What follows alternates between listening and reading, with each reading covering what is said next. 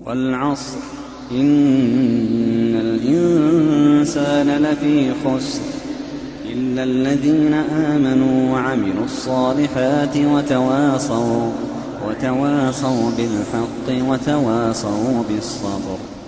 بسم الله الرحمن الرحيم. الحمد لله رب العالمين حمدا كثيرا طيبا مباركا فيه، ونصلي ونسلم على نبينا محمد وعلى آله وصحبه أجمعين، وبعد. Следующий хадис, Китаб аль-Джами', хадис от Абу Хурейры, ради Аллаху та'аля ан, который сказал посланник Аллаха, саллаллаху алейхи вассалям: «Иза каталя ахадукум фалияджтани биль-ваджх». Если из вас кто-то сражается, то пусть избегает лица. Хадис, который привели оба имама. Так сказано: «Иза каталя», если сражается. Киталь, сражение, здесь имеется в виду два вида сражения. Сражение, которое ведет к смерти, гибели, но также под аль-киталь, под сражение подразумевается здесь не только это, которое меньше.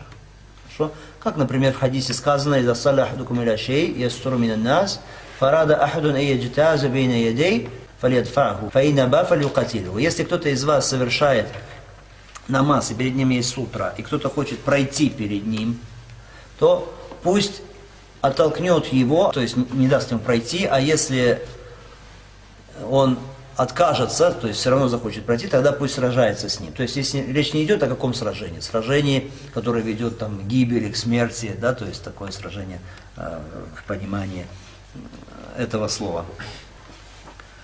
Поэтому, как бы то ни было, хадис запрещает во время сражения, будь то сражение, которое ведет к гибели, хорошо, или просто сражение, избегать лица.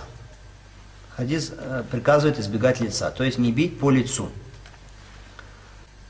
Почему нужно остерегаться лица? Почему нельзя бить по лицу? Потому что лицо – это концентрация всех прелестей, достоинств, красоты человека. Это во-первых. Во-вторых, потому что лицо – это самая нежная часть тела, потому что на лице есть такие органы, как глаза, хорошо, или нос и так далее. Поэтому, да, во время сражения, предположим, если бьют по спине, во время драки, хорошо, или во время чего-то, если бьют по спине, если бьют там по груди, или по руке, или по бедру, это одно, но если бьют по лицу, это что совершенно другое. Поэтому пророк алейхиссалату вассалям говорит здесь: «Фалияджтани биль-ваджх», пусть остерегается того, чтобы бить по лицу. В этом хадисе есть несколько полезных выводов. Во-первых, если есть какое-то сражение, то нужно избегать лица. Отсюда мы делаем вывод, и об этом говорят уляма. На тот вопрос, который часто спрашивается: а допустим ли бокс?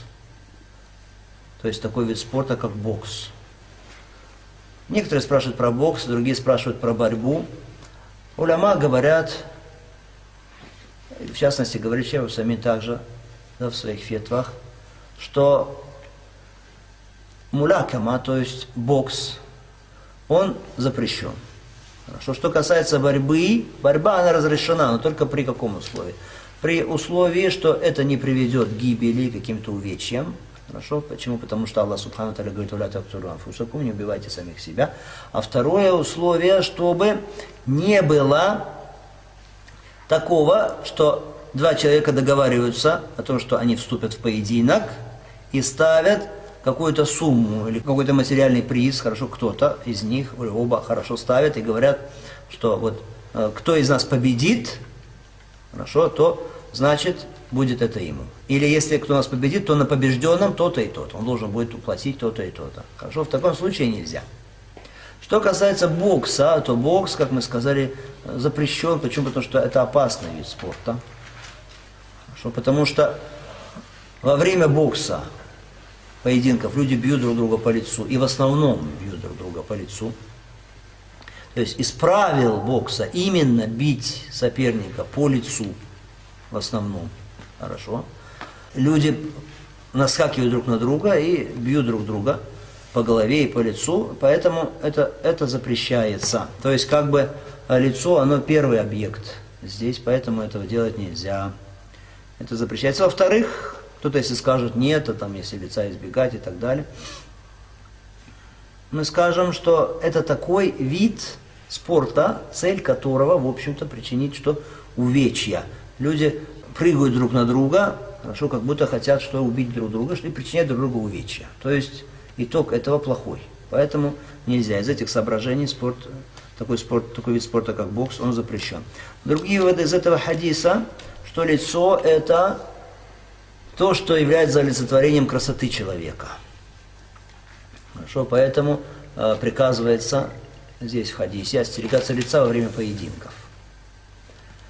И здесь это служит доводом для той группы ученых, которые говорят, что закрывать лицо для женщины это ваджиб, это обязательно.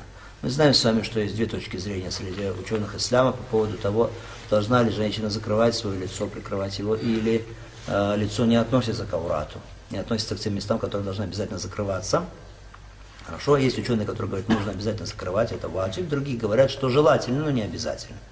Так вот, те ученые, которые говорят об обязательности прикрытия лица, они ссылаются, в частности, что вот и на этот хадис, и на другие также доводы, то есть на то, что лицо, оно, собственно, есть олицетворение красоты. И в женщине самое главное, это что? Как раз таки лицо. То есть, если человека, может, и волнует там стопы женщины или еще что-то, то, но это уже не в первую очередь. В первую очередь все-таки что? Как правило, лицо. И они говорят в опровержении той и другой группе ученых, которые говорят, что прикрывать лицо это желательно, но не ваджиб, но не обязательно. Они говорят, как вы говорите, что нужно стопы прикрывать, вы говорите, стопы нужно прикрывать, а лицо нет. Хорошо? При этом стопы, оно что? Не так важно, как лицо. Как бы то ни было, здесь, как мы сказали, две точки зрения среди уляма, и это довод для той группы уляма, которые говорят, что об обязательности прикрытия лица, это что касается данного хадиса.